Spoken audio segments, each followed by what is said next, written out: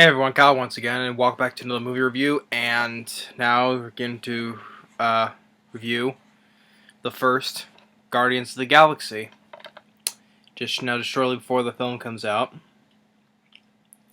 And now with the first Guardians of the Galaxy, really do enjoy the film. I really had fun with the film, loved it. And when they first started, when they were to make a movie on this, I was not all too familiar with the comic book characters. I was like, Guardians of the Galaxy. Who's the Guardians of the Galaxy? But of course, now that I'm more up to date and to speed on the characters now, well, comic book wise too as well. But I really love and enjoy this film. And it was probably because it was a huge hit, maybe because it was a little bit different from other Marvel films, what people were expecting, well, what they weren't expecting. That's why it was a huge hit.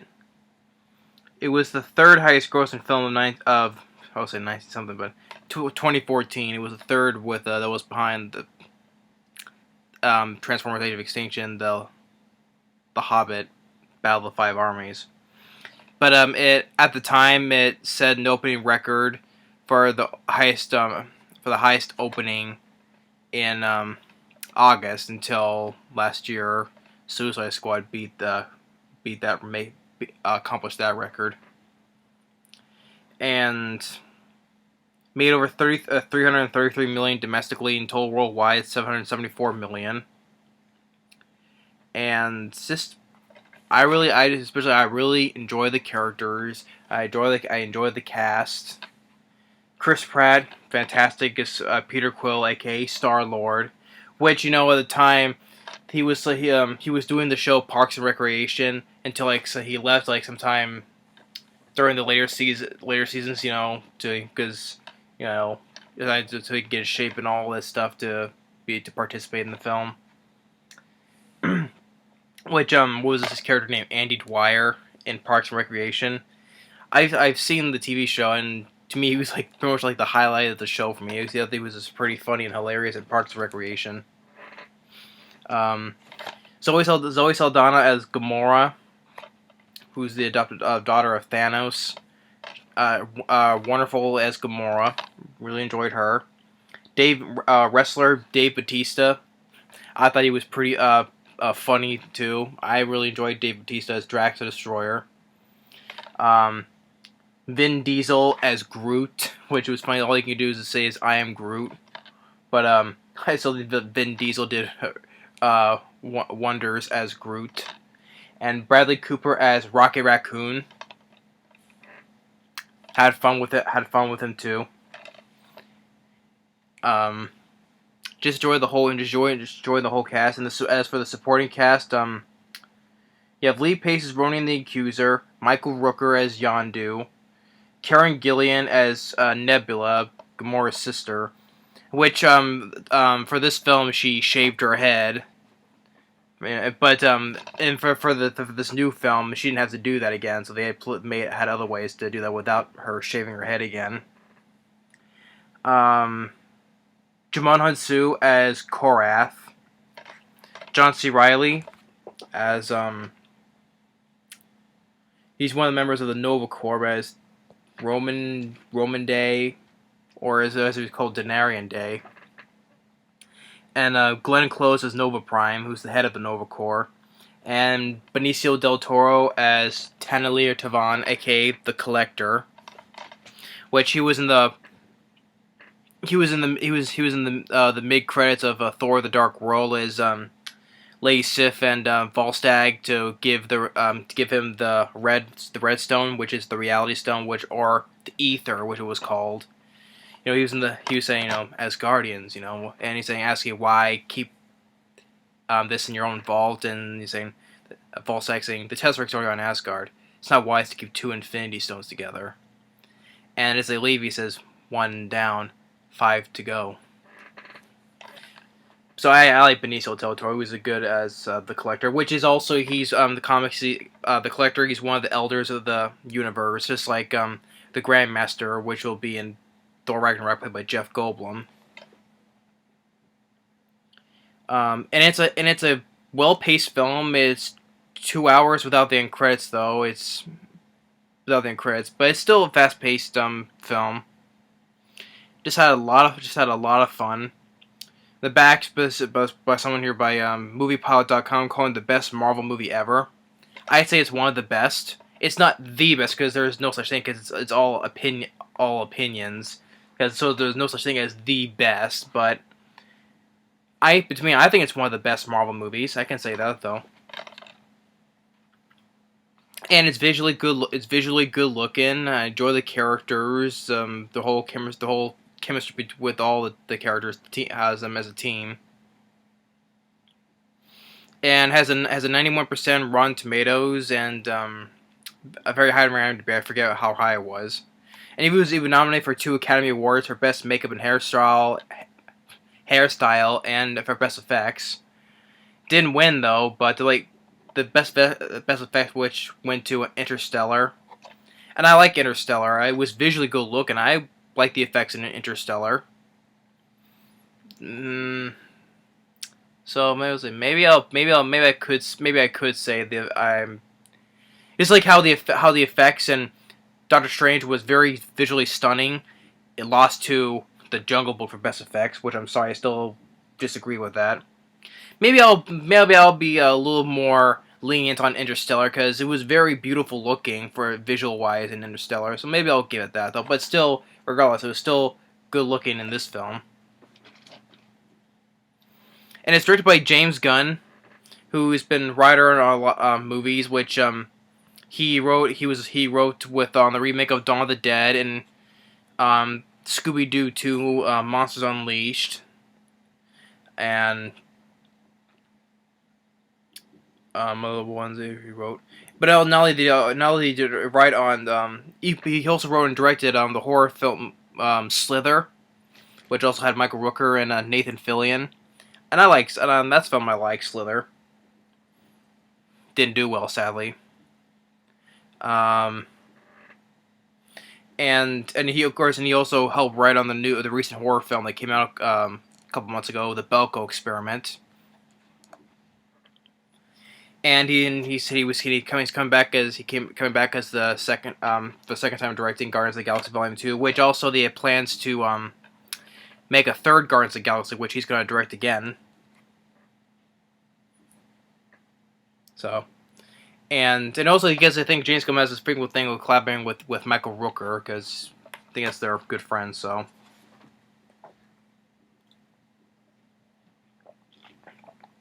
but I just love this movie. But how story wise, how it goes that it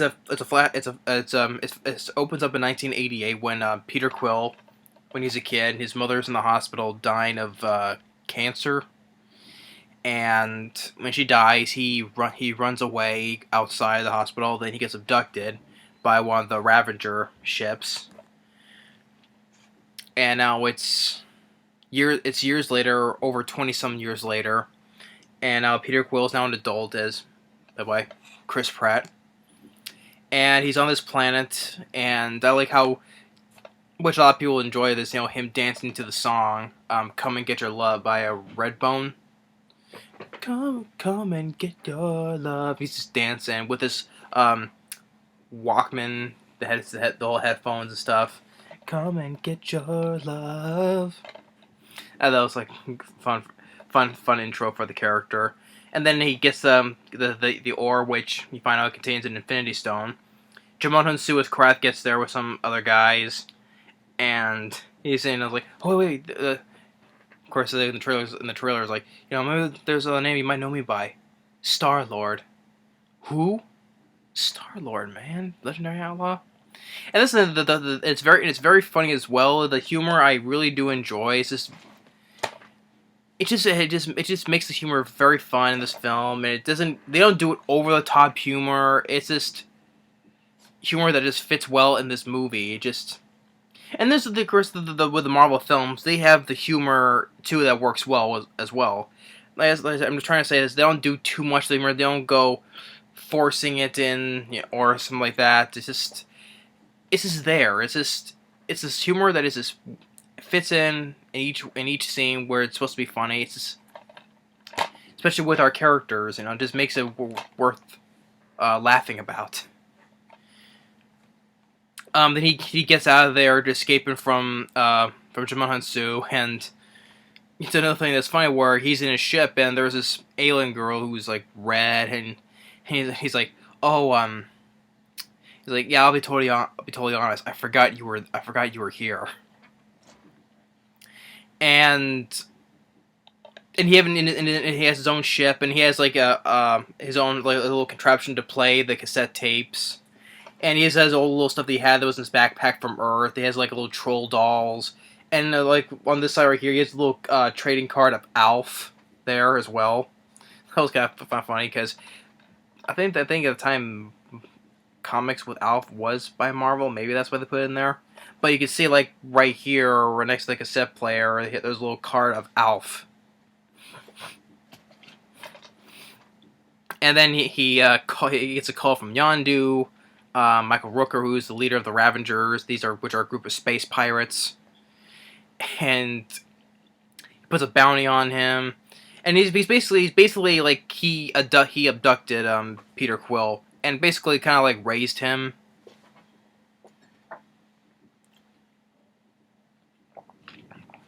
But but he puts a bounty on him, and then it goes to the planet Xandar,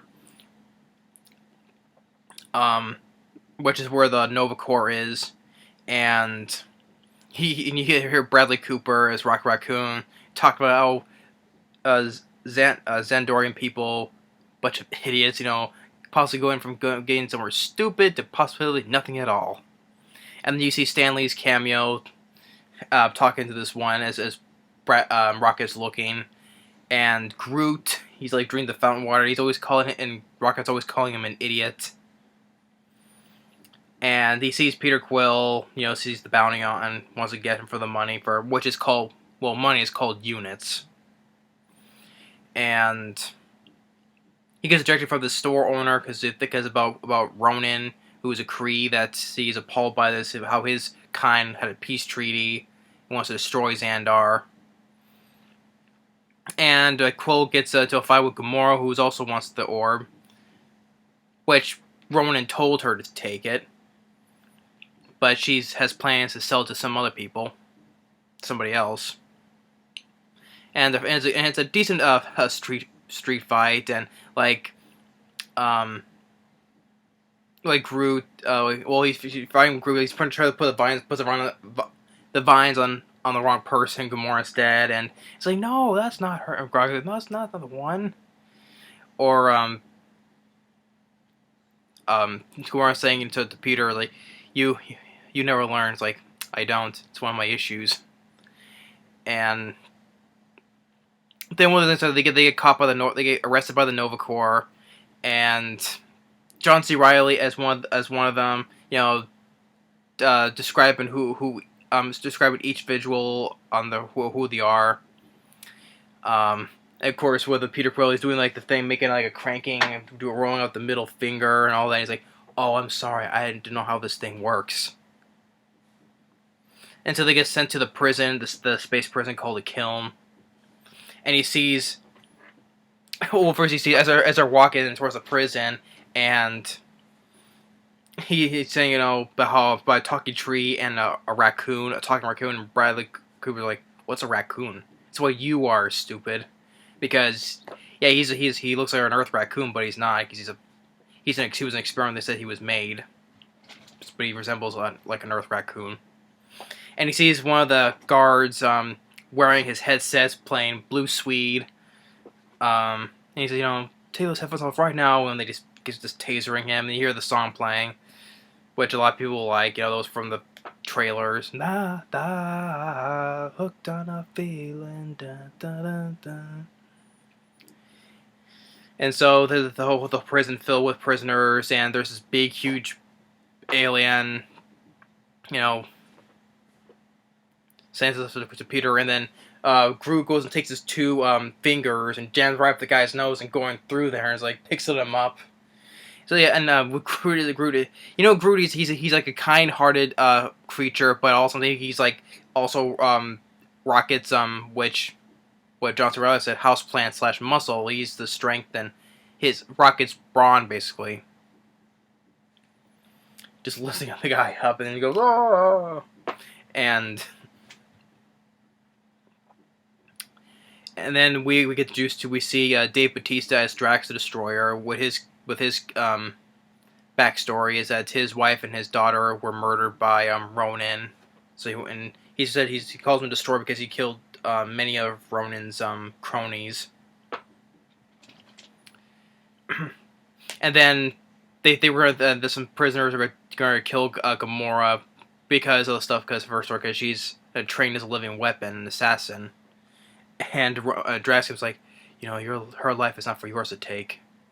And then Peter comes in, saying, doing with which is funny with the whole thing with this, like, why don't I touch his neck? It's like, no, this is for him slicing your throat. I don't want to slice his throat. I'm going to cut his head off. But no, this means finger on the throat means death. As a lot of people find this stuff pure. So I remember seeing in the theater that a lot of people were just laughing because this is humor that works in this film. And then we introduced that where Ronan and Nebula they go to see Thanos, which everyone's looking forward to seeing in Infinity War. Even my brother was like, because he loves Thanos. Because I like Thanos. He's considered one of the best Marvel villains ever. Because of the whole Infinity Gauntlet and the Infinity Stones. And he's just sitting in his floating chair, and his voice is played by Josh Brolin, which I think he fits the part as Thanos. Saying the only matter I don't take seriously, boy, is you. Your politics bore me, and demeanor is that of a pouty child. And apparently, you alienated my favorite daughter, Gamora. Shall honor our agreement, Kree, if you bring me the orb. But return to me again empty-handed, and I will bathe the starways in your blood. Josh Brolin just his voice fits as Thanos, which I know he also did the motion capture as well as the voice. And so they head for the prison, and that is like how when the camera pans out with Thanos, him sitting and him smiling, which is the thing with the Thanos, the way he smiles, stuff like that. Which, of course, is the post-credit of not the post-credit, but one of the credits after the first Avengers movie, where to challenge them is to court death. So yeah, Thanos is in this for only briefly though, and of course he was at the credits for Age of Ultron when he gets the gauntlet, saying, "Fine, I'll do it myself." This whole building up to Thanos and the Infinity War is just gonna be. I'm gonna probably say it's gonna be as epic because everybody's looking forward to this. Everybody's because he's gonna get all the Infinity Stones. He's gonna face the Avengers as well as the Guardians of the Galaxy. So, and back with the team, they're gonna plan how they're gonna escape from the prison. Like Groot, he gets this contraption that's on the wall, and then they have these little flying machines that shoots, and he goes, "I am Groot," and it's a funny fight, and just Drax, because he's supposed to he's called a maniac, and he fights these guys while he's just laughing, ha ha ha, and it's just funny, but it's a good fight, and he says, "Freaky little beast," and throws him the gun, and of course Rocket's saying, "Oh yeah," and then shooting, and Groot's screaming, "Ah!" And they get into the tower, which more guards are gonna shoot, but Rocket fixes it to make it zero gravity. Everybody's floating up, and they get out of there, and they get to the ship. But Peter, because they knows the guard still has his headphones, his Walkman, and you have the song playing. You know, if you like pina coladas, getting caught in the rain, and Drax sees him flying out of the place, and he goes, "Behold," him just flying out, and so they head to their next destination, which where Gamora is planning to sell the orb, and which is a place called Nowhere, which is the severed head of a celestial being. One of the comics, one of the Celestials. This is a severed head of one of them. And inside it has a whole entire civilization inside this head. And while they're waiting, like there's like these little creature games, with Drax and Groot and Rocket, and Rocket gets drunk and he's going ranting. He's like, oh, he called me he called me a rodent, or he called me vermin. You know what? I didn't ask to get made, all right? Getting torn apart and being put back together and again. And it is you feel, and you also feel sympathy as well for the characters, and it's just well developed characters together, and just would you buy? I bought that. I bought sympathy and moments with good moments with these characters. I do, and it's just handled well. And then until they go to the collector's collection, which among the stuff in the collector's collection, you see one of the Chitauri from the first Avengers film. You see one of the Dark Elves from Thor: The Dark World. And you can see a Russian dog, a dog in a Russian suit, which is Cosmo the space dog. Which in the comics he's like a guard in Nowhere, and he has like telepathic powers. And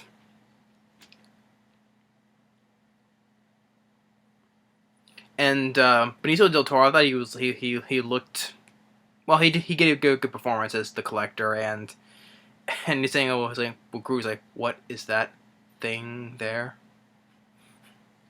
I never thought I'd meet a Groot. And they explain what's in the orb. It's one of the Infinity Stones, which is the Power Stone. And they explain how powerful it is. They even shows he says observe, and it shows how the past has been used, and he shows it's one of the many Celestials that uses the Infinity Stone, which my brother was like happy to see. They show one of the Celestial characters there, and you even see a holographic image of the Tesseract, the Space Stone, which was used by the Red Skull. And the Collector's servant, which has been taking too much crap from him for so long, wants to grab the stone, but it doesn't work since it's much too powerful. She explodes, destroys the whole place, and so they go back out, and Drax he sent a message for Ronan to come because he wants to destroy him.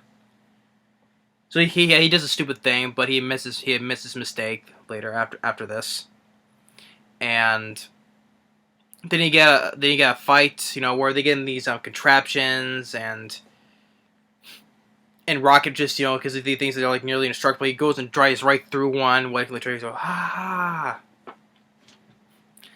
And Nebula destroys Gamora's, and since she won't survive out there for so long, so Peter goes out there and gives him his the mask that he wears, and puts it on her. And he's willing to give his life for that. And while they got the orb, and Drax was fighting Ronan, but to no avail. He was just too strong for him.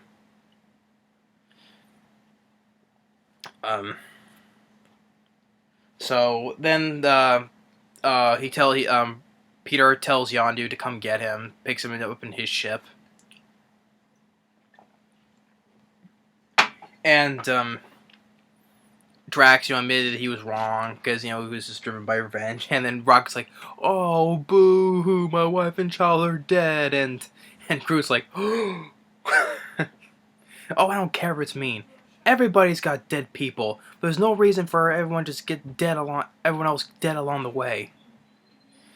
And since now Rodin is talking with Thanos again, and he knows that he has an Infinity Stone, so he decides to keep it for himself instead of giving it to him. And he says he's gonna, after he destroys Xandar, he's gonna come after Thanos. So, and then Michael Rooker, tells him, what was it? He's because he's been saying this line that, when they picked you up, these guys wanted to eat you. And it's like, oh, you've been throwing that in my face for 20 years. You abducted me, man. And he was about to kill him with his arrow that he whistles, but he makes this say, oh, if you kill me now, you're saying goodbye to the biggest deal they've ever made, which is the Infinity Stone. And then the rocket is on Peter's ship, shooting at the ship, and says, "Attention, jackasses." What is it? No, attention, idiots. And it's like, I'm going to release them, and I'll give you to the count of 5. And it shows they're all talking together to try to come up with a plan. And, when the Peter gives a motivating speech, and they're all standing up, and Rocket's like, oh, what the hell, I don't got that long of a lifespan anyway. So you happy? We're all standing together in a circle. Bunch of jackasses, that's why I use that word. So they plan to, as the Ronin ship's about to reach Xandar, they plan to use the Ravager ships, a couple of them to shoot a hole into the ship so they can go in, and while the others defend it.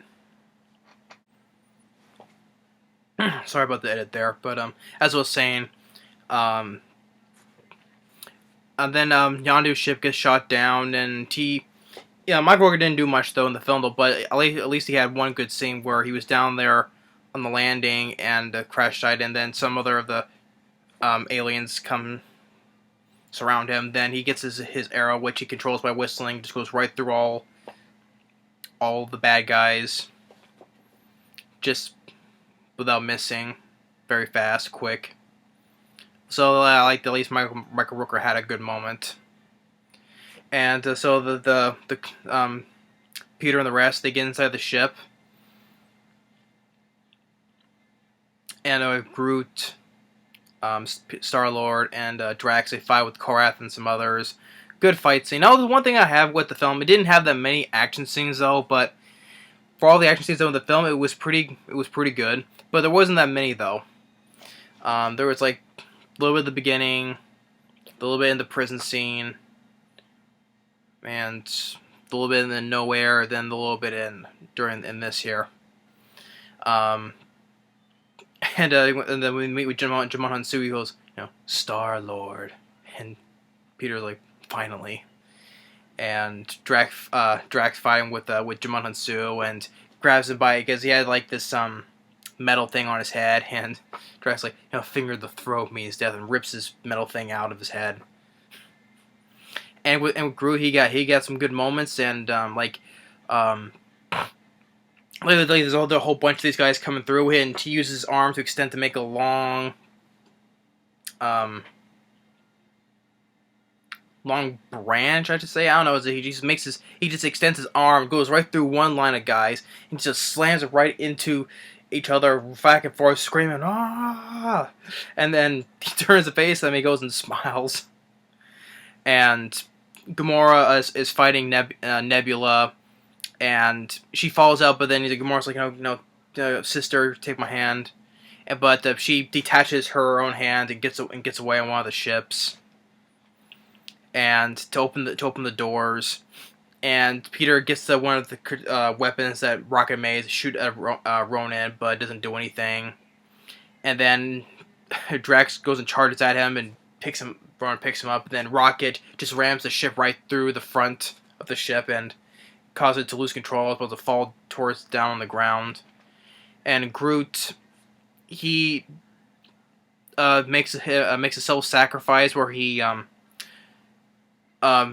makes himself, covers them like in this big ball of branches, and I thought it was a little more where sympathetic, like I said, sympathetic moments where with Rocket, so you go, no, Groot, don't do this, you'll die. Why are you doing this? And you see that, uh, Groot, wipes a little tear off, and he goes and says, "We are Groot." And the place crashes. The whole ship crashes. Groot dies, but not technically not though until the end. And Ronan is still alive. He's about to, gets this hammer, what has the stone on it, about to, touch the surface to destroy everything.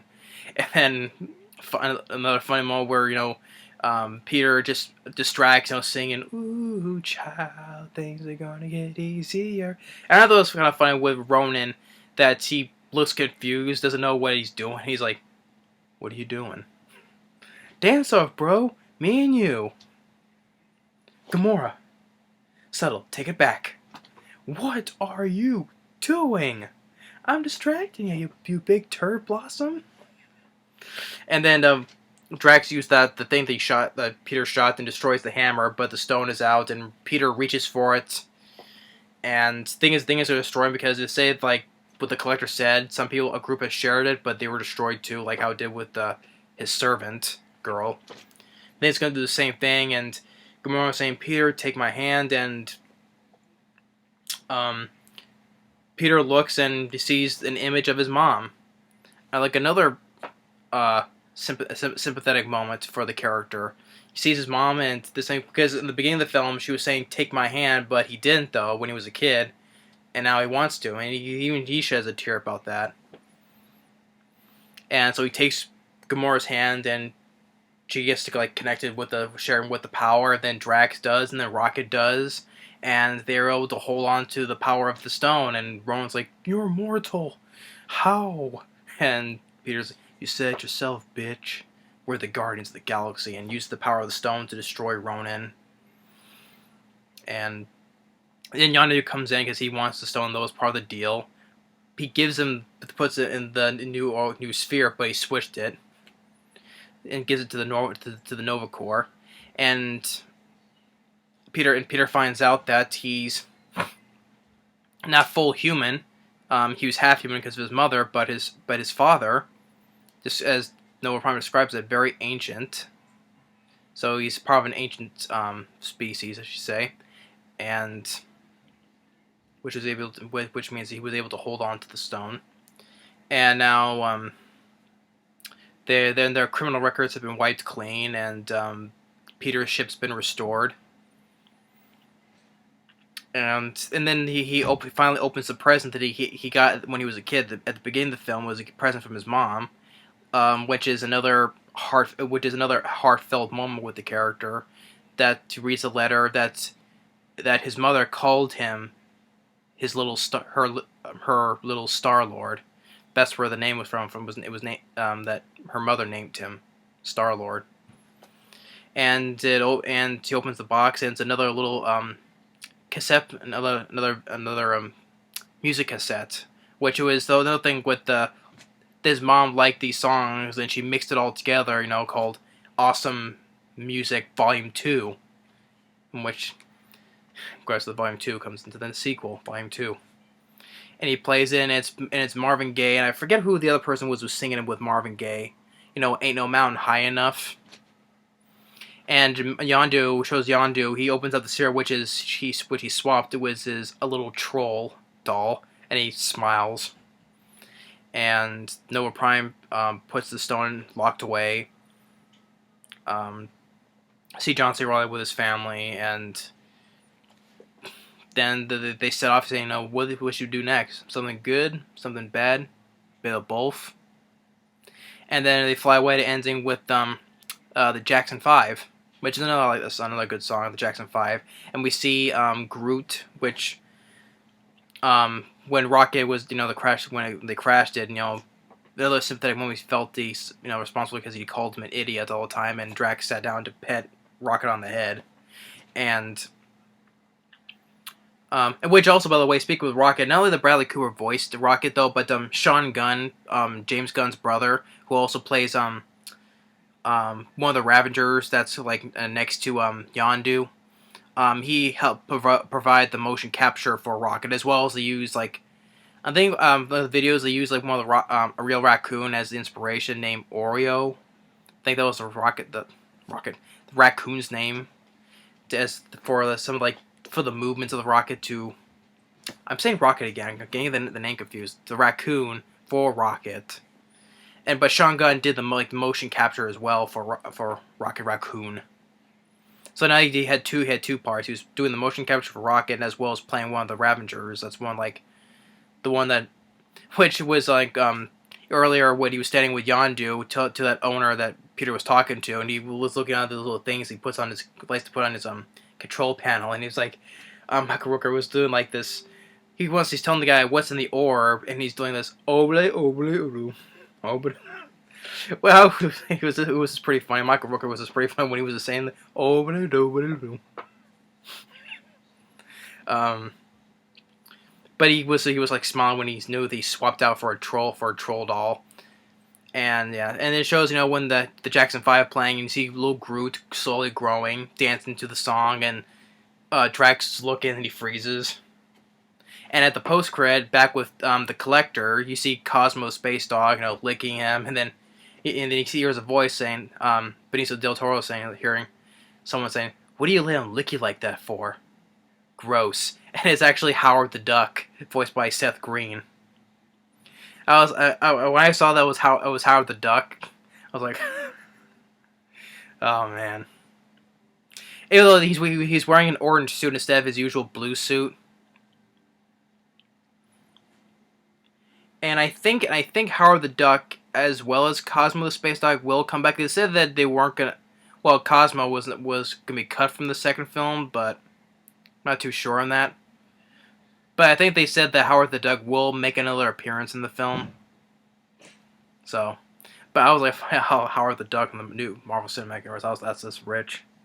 Because I like Howard the Duck, and yes, I do like the '86 movie. I did a review of me defending the film. I'm just one of the few people that likes the film, even despite the flaws and all that. There was a couple good highlights I liked in the movie, and I explained why in that review of Howard the Duck defending the film. I've already said my piece on that. I'm sure a lot of people disagree with that though, but I like Howard the Duck, the character. I have the comic book series of Howard the Duck, which means I do enjoy the character. People don't like it saying he's a lame character. I don't think so. So that's why I was smiling when I saw him at the post-credit scene. And it was funny that Seth Green voiced him. So, yeah. But Guardians of the Galaxy, I love the film. Now, like I said, there were the couple of fights. There weren't that too many action scenes, but they were pretty good, well done. Now, Ronan the Accuser, I don't think he was not that great of a villain. That's why where I viewed my previous review of Doctor Strange, that's why I probably say Caecilius Mads Mikkelsen was a much better villain than Ronan. I just think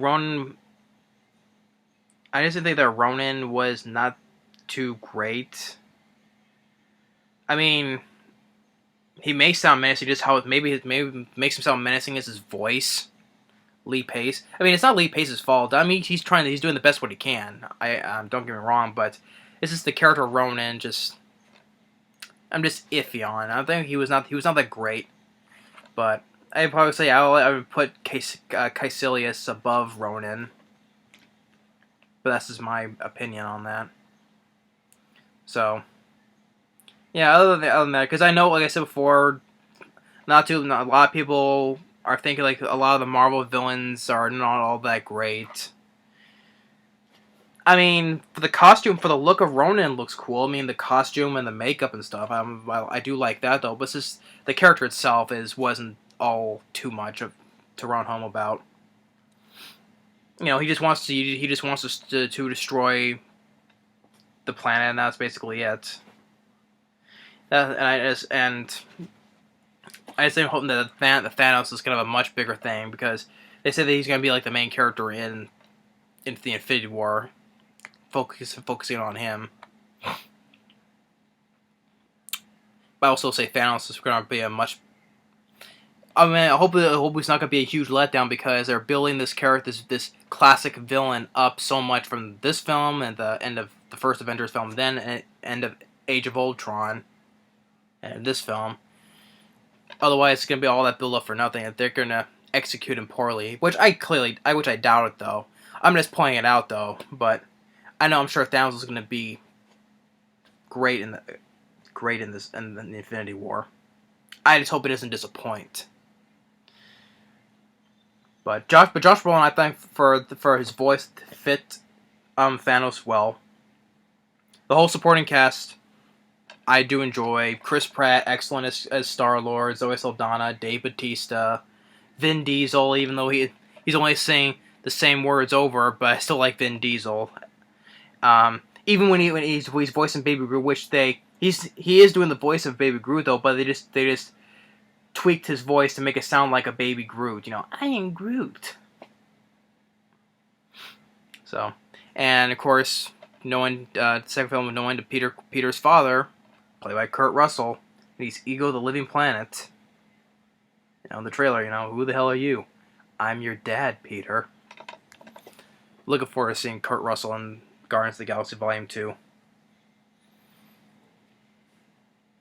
But yeah, I highly enjoy the first Guardians of the Galaxy. For our basic comics at the time I did not know much about, but now that I do though, my full understanding, I really do enjoy the film. I loved it. I do consider it on one of the best Marvel movies. It deserves the praise that it gets, and it's well paced. It's 2 hours, but it's well enough. It's faster paced, not slow. Not boring. But I liked how the chemistry through all 5 of these characters. They're funny, and you feel sympathetic, and even some heartfelt stuff as well. As I was saying, it was a fun Marvel movie. Another step up. At the time, it was a step up from Marvel as well, and it was just real fun, entertaining Marvel movie. That's all I can say. I enjoyed the characters, and visually it's good looking. The effects were good. Makeup, especially the makeup stuff, you know, for Gamora, Michael Rooker. I mean, I'll play even Ronan. The makeup was fine, and the costume as well, but it's just the character was just not that great. But Rocket, fun character. Same with Groot. You know, Groot, he's like, you know, even though he's big and he's, you know, strong and the muscle for Rocket, he's also a gentle giant as well. He even shows the scene where he grows a flower and gives it to a little girl. You know, and the self-sacrifice that he does, and Rocket, you know, feeling sad and crying, you know, because he cared for Groot. You know, I felt that he called him and hit and all that. But I enjoy Guardians of the Galaxy. And I'm just looking forward to checking out the Volume 2, which is coming out pretty much, I would say, right now. By the time this video is up, the film is going to be out already. So, but I'm looking forward to seeing it. So, but yeah, the first Guardians of the Galaxy, definitely 2 thumbs up. I do love and enjoy the film. I enjoy the soundtrack as well. The songs I enjoy, especially the score. James Gunn, great job directing. I like Slither, and Benicio is a good writer as well. And as definitely another, for someone who was also directed a Marvel film, I'd put more faith in than the people doing the DC stuff. So I put, like, with Scott Derrickson for Doctor Strange, I'm doing the same thing with James Gunn for the Guardians of the Galaxy movies.